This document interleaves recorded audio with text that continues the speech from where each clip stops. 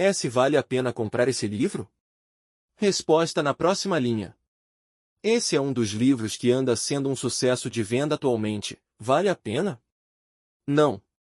Por favor, sejam um pouco céticos a respeito dessa resenha porque talvez eu li menos do que 30% do livro.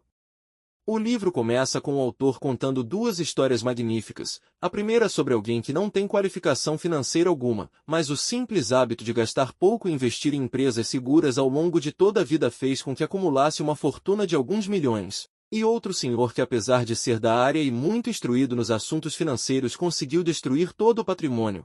Com isso, o autor chegou à sábia conclusão de que o resultado financeiro está mais relacionado ao comportamento do que à capacidade intelectual. Quando li, concordei. Agora, enquanto escrevo, penso um pouco mais sobre isso. O fato é que um mau comportamento destrói patrimônio. Bem, isso é tudo. Essas histórias magníficas me fizeram entender por que esse livro é tão bom e por que ele está fazendo tanto sucesso.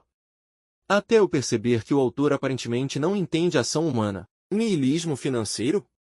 Talvez eu não entendi certo, ou talvez eu não fosse o público desse livro.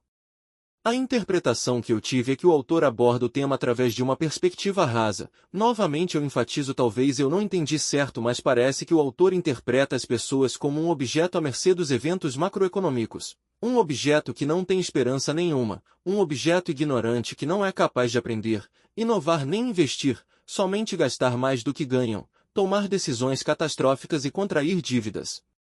Estatisticamente talvez seja assim que a maioria das pessoas funcionam. Mas quer saber de um segredo?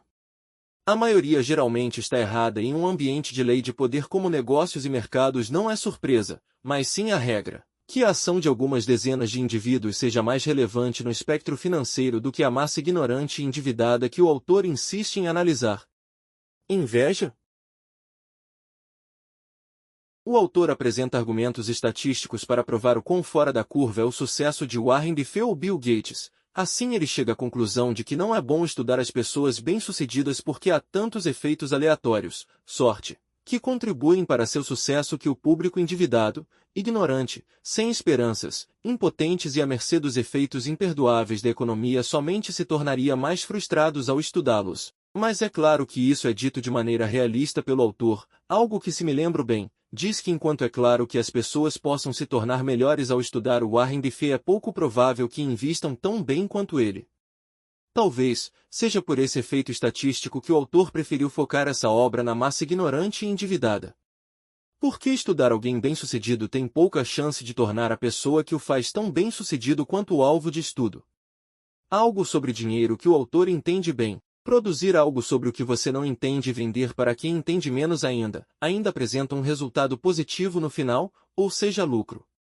Recomendaria esse livro para alguém? De fato não, acredito que já li bastante livros sobre dinheiro e negócios, é o meu assunto favorito.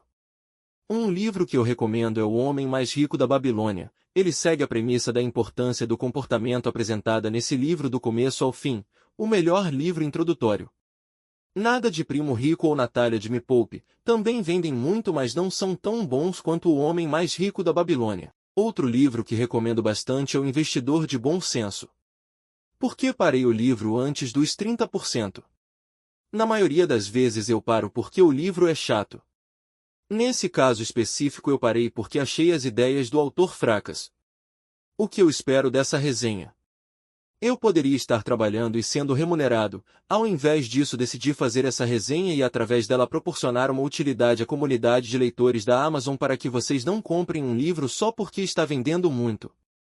Esse livro é péssimo, deixem o algoritmo sugerir à vontade e pulem ele. Mas caso queiram ler o livro, segue o link abaixo.